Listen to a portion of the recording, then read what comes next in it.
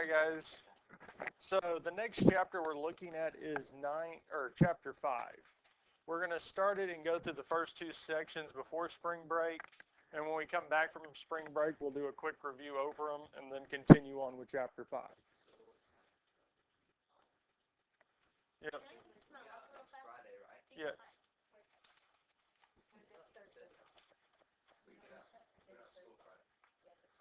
Now, the first thing we're looking at with these radicals is this one here, which is greater, the square root of 64 or the cubed root of 64? Which one do we think is bigger? Square root. Because the square root of 64 is looking for what number times itself gives us 64, which would be 8. The cubed root of 64 is looking for what number times itself 3 times is 64, which is, and 8 is bigger than 4. And this is really a lot of what we're going to be looking at in dealing with radicals, these nth roots. Because up to this point, you've dealt with radicals, you've dealt with some cubed roots, but that's about it. We haven't dealt too far into kind of the complexity of what they are, or especially why x squared, or the square root of x squared, or like this here, or the square root of x squared, why we can just mark these out. For the most part, it's kind of like, okay, this is understood. If we take the square root of something being squared, the square root and square cancels out. Or if the root, so cubed root, if we cubed it, like this one up here, we put it to the third power, okay, well, those cancel, and that's about it. And that's about for most as far as it's gone. Because it's really kind of hard to explain. For most of you, I'll explain why this works the way it does. And the real reason that this works is because of this property right here. That the nth root of a can be rewritten as a to the 1 over n. Or another way that we can say this is that the nth root of a to the x is the same as a to the x over n, where n is greater than 1. And we can do this with any radical.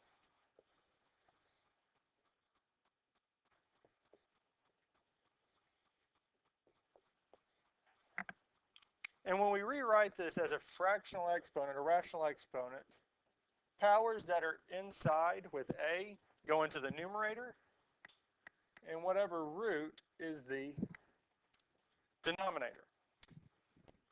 And really, this property here makes a whole lot of sense. And it's why we can say that the square root of a squared is just a. Because it's not stated, but the number inside the radical is 2. And using this property, well, the 2 in the exponent goes to the numerator. The 2 in the index goes to the denominator. And 2 divided by 2 is? And this is really why whenever we take the nth root of a to the n, when the exponent and the root match, they cancel each other out. This is the real reason why. And a lot of the times, especially when we first start talking about radicals in 8th grade or 9th grade, we don't talk about this or this property too much because it is a little complex to try to think about the fact that a radical is really a fractional exponent. And we can go back and forth.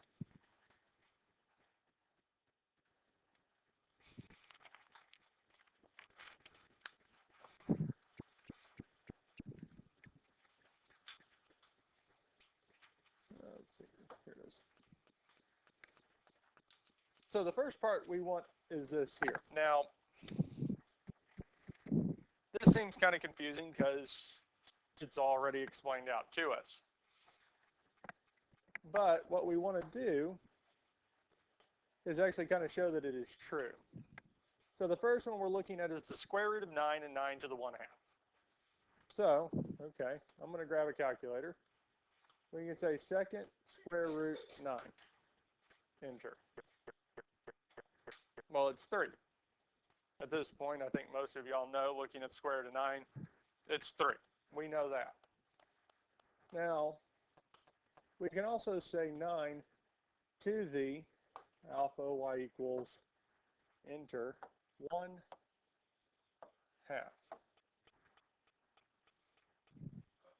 is also 3. Now, I didn't have to do the alpha y equals, because what is 1/2 as a decimal?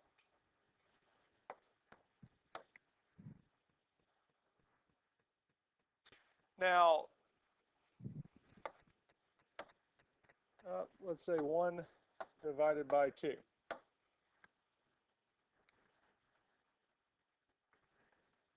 So as long as we have it defined as 1/2, it still gives us the same thing. So what that tells us is for this here that, well, square root of 9 is 3. 9 to the 1/2 is 3. These still are the exact same thing. And a lot of the times, especially when we're doing calculations, before we're taking the square root or the cubed root, I don't always type it in as square root. Because I can just hit the caret key, say 1/2 or 0.5, enter, we got the same answer.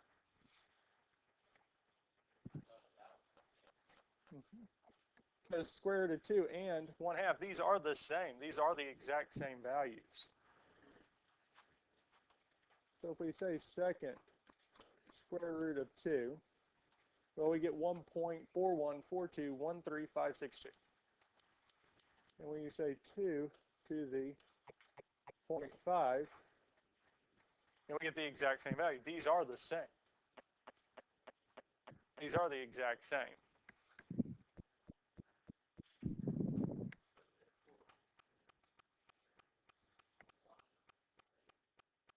This here, the reason we're seeing this and showing this is that it's really trying to drive that point home that the cubed root of 8 and 8 to the 1/3 are both going to give us the same value.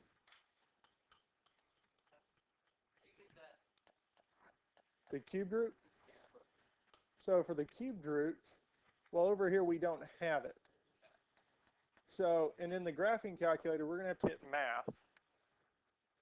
And the fourth one down is the cubed root. The one below it, x root, is the nth root. And it's going to grab whatever number is in front of whatever we typed in. So I'm going to go on and use the nth root for this one. And this one here, sometimes it'll give it to us this here blank. The yellow calculators have the same 1x root. Those grab the previous one. Well, at this point here, do I have a number in front of that? Well, no, so it'll put A and S, the previous answer. So the yellow calculators, if there's not a number in front of it, it grabs the previous answer. But all you have to do is cursor over to where it says A and S, type in a 3 over 8, and we get 2. Or what we could say is 8 to the 1 divided by 3, and also get 2. So especially once we get to some of the higher roots, it's a little bit easier to type it in as a fractional form than it is as a radical.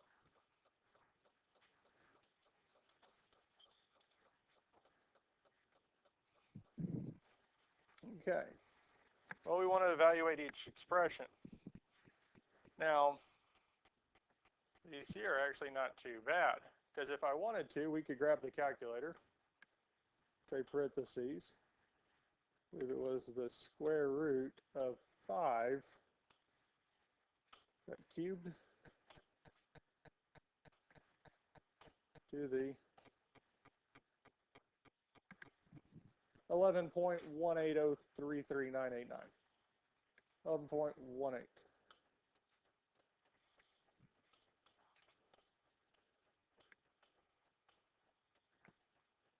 And then we could write that out. But that's it. We evaluated it. Because if I wanted to just rewrite it, well, 5, the square root of 5 is the same as 5 to the 1/2. Because the square root of 5, rewritten as a fractional exponent, is 5 to the 1/2. And powers of powers multiply, which tells us that we have 5 to the 3/2, which gets us back to that decimal. Questions on this here?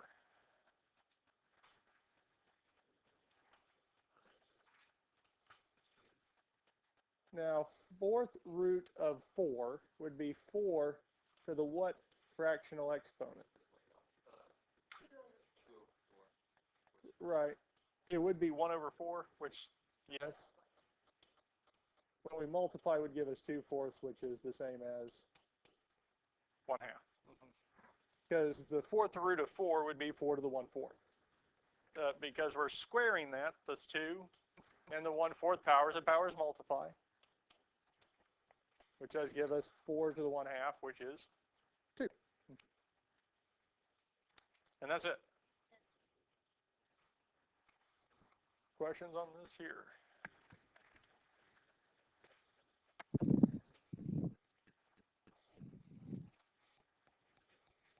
So C, again, we could type this into the calculator because we can do parentheses cubed root of 9 squared.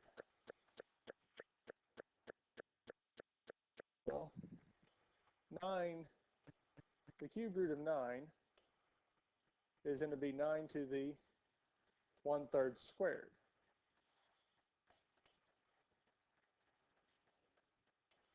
Powers of powers multiply, which would tell us that we have 9 to the 2/3, which is going to be a decimal, I believe. 9 to the 2/3, 4.32674. 4.32.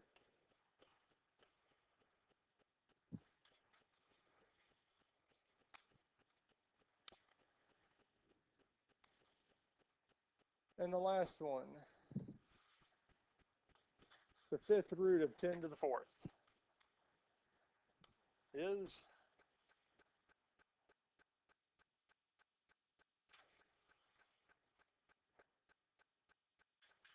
anybody get it?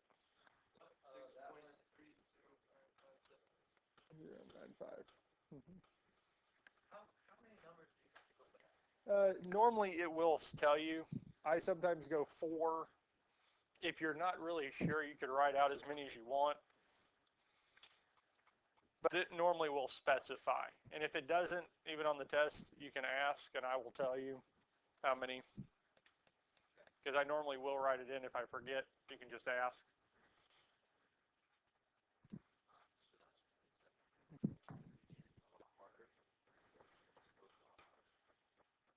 Well, yeah, so we can do 2 of these here, and then we'll move on to the next type. So 8 to the 2/3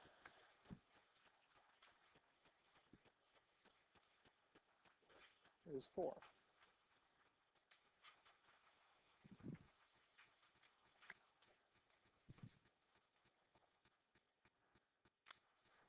Because here we can say 8 to the 2/3, and we get 4.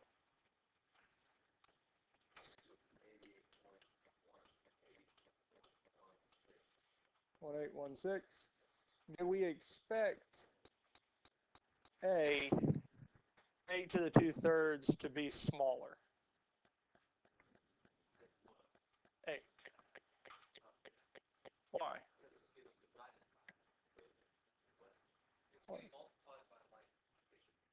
Because what's the exponent here? 2/3, yes? Here, 6 got bigger. And it's to the what? 5/2, yes? Say we had 6 to the first. What is that going to be? 6, yes? 6 squared is,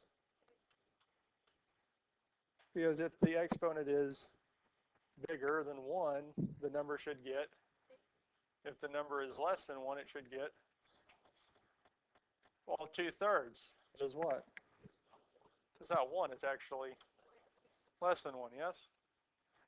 So we should expect the number to get 5/2 is bigger, because really we're saying 2.5,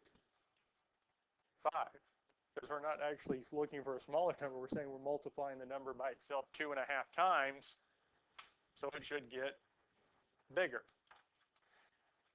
Now, just because we're saying we're multiplying 6 2.5 times doesn't mean we're multiplying 6 times 6 times 3, because it's actually 6 times 6 times the square root of 6, because this here is still 6 to the 5/2, because the number in the denominator is our root, the number in the numerator is the exponent. Because that is somewhat of a good way to look at these to determine kind of, okay, did I get the right answer? Because 12 to the 3/4, would we expect this answer to be bigger or smaller than 12? And it would be?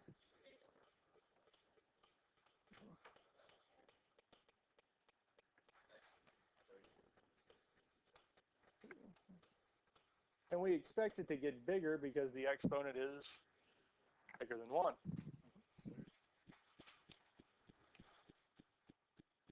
Questions on these here? Evaluate each expression without a calculator. So let's break these apart. It's going to be bigger. Now, powers of powers multiply together, yes? So we do have two parts, because we do have the numerator, which we can say is 3. And what 3 times what gives us 3/2? Because 1/2 times 3 is 3/2. Just breaking it apart. What's the 4 to the 1/2? 2, because really we're saying that we have the square root of 4 cubed. Well, the square root of 4 is 2. And 2 cubed is 8.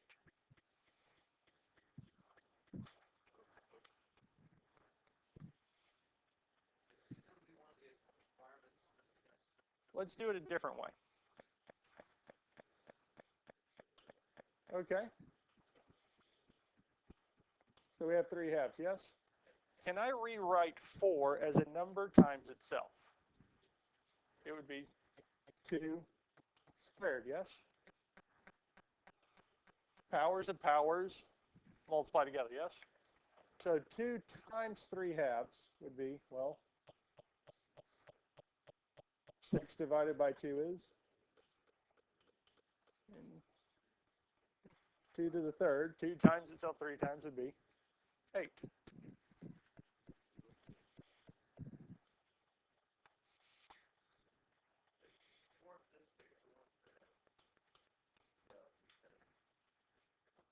The numerator is smaller.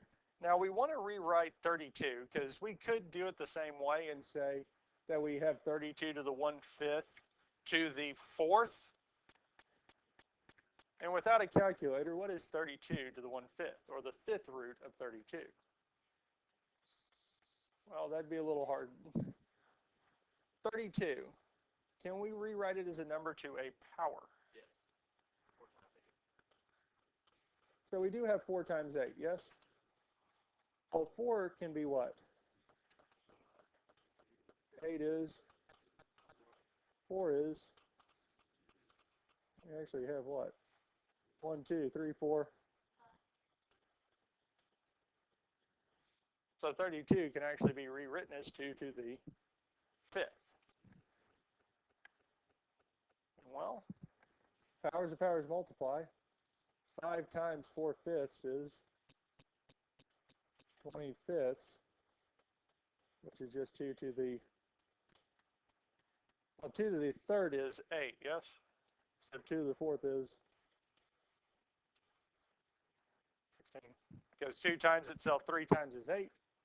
If we add one more multiple of 2, we would get to 16.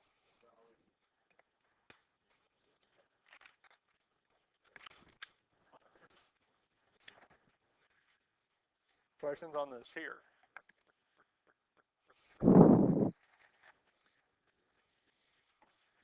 (625 to the 3/4). So, I mean, we could look at the fourth root of 625, or the fourth root of 625, taking that as a radical and then cubing it, or we could see what number times itself, hopefully 4 times, gives us 625. Well, what's one number that we know should work?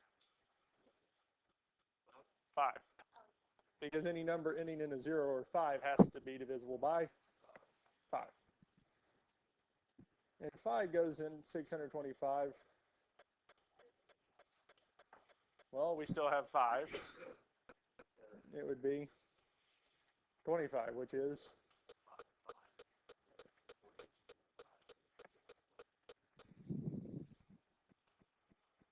well, 4 times 4/3, if we simplified it, would be, as 4 and the 4 would cancel. To the third is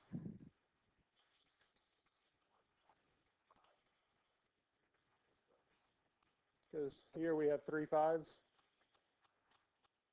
Take from our 125.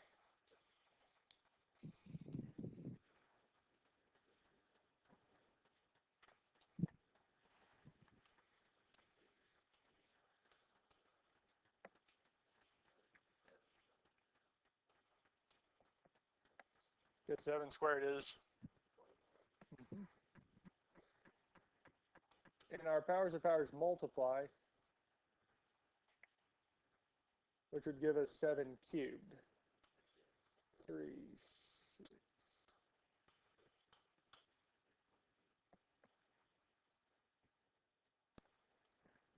And I will tell you, I did not know that off the top of my head. Because you can check it, because we know that 49 is 7 squared. So 7 cubed, we need to multiply 49 by 7.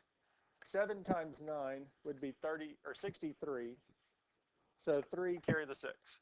7 times 4 is 28, plus 6 should give us 34, or 343.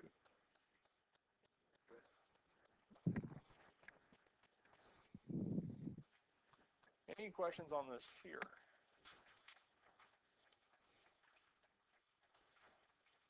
This is one of the key concepts that we will have with any of these roots, especially when we're applying this. If n is an even integer, if the root we're taking is even, we have one of 3 outcomes. If n is even, so we're looking at square roots, 4th roots, 6th roots, 8th roots, 10th roots, any of these even roots, and the number inside is less than 0, we have no real roots. Because this would be saying that we take the square root of -4. Well, we've figured out what the square root of -4 is. It's 2i. But I is not a real root, because we're looking at real nth roots. Not any nth root, but just the real ones. So if we have a negative number inside of an even root, it is no real roots. Well, if it's 0,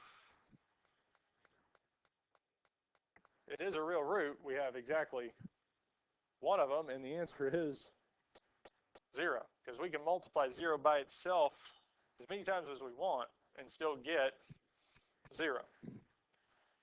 And if a is greater than 1, we have two real nth roots, because it could be positive or it could be negative.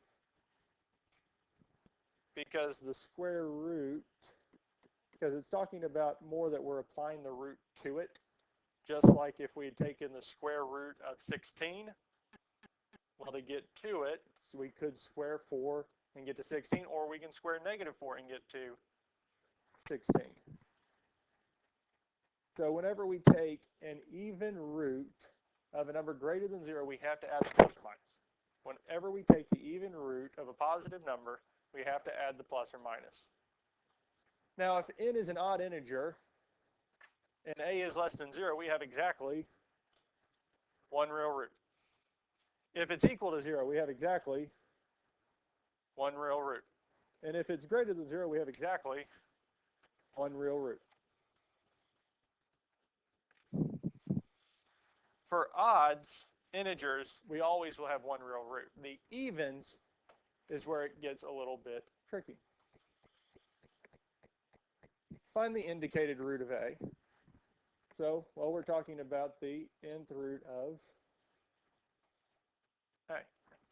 So for the first one here, we have the cubed root of negative 216. And again, we're wanting to find the real root.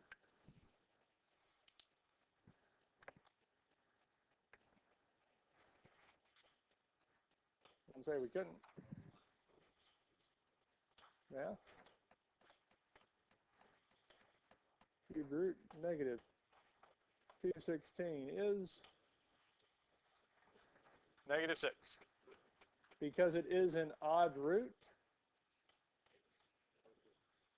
we should have one real root. Because if it's odd, we know we will have exactly one. The evens are where it gets tricky.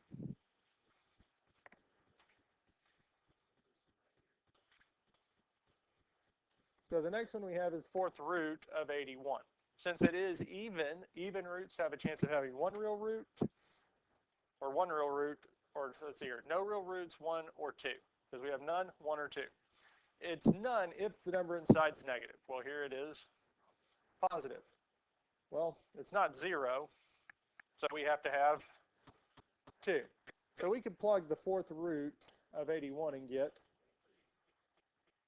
and if you put this on in your homework, I will take at least half points off.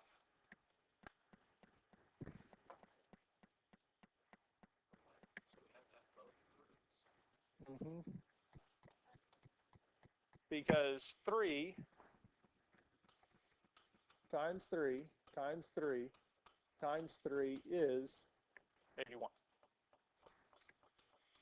Negative 3 times negative 3 times negative 3 times negative 3.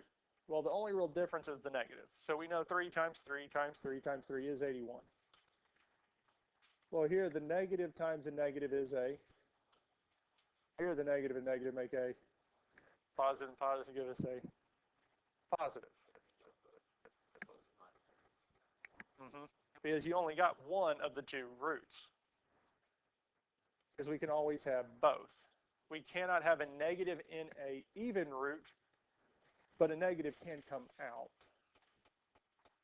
Because we're saying it going the other way. Essentially, we're saying what times itself 4 times gives us 81.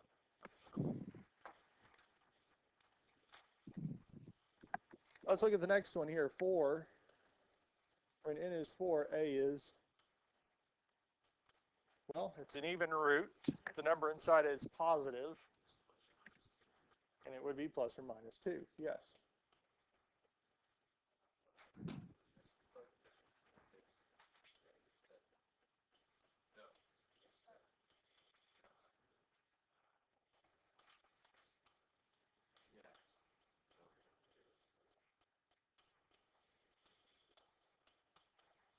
No real roots.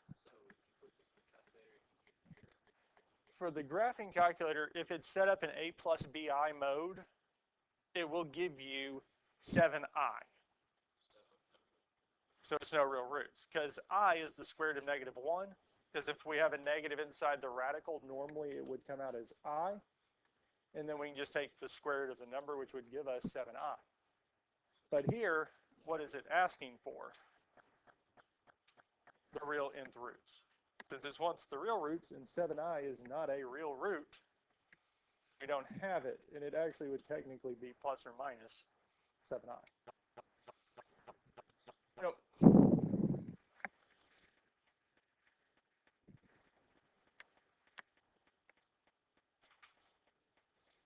Any other questions on this here?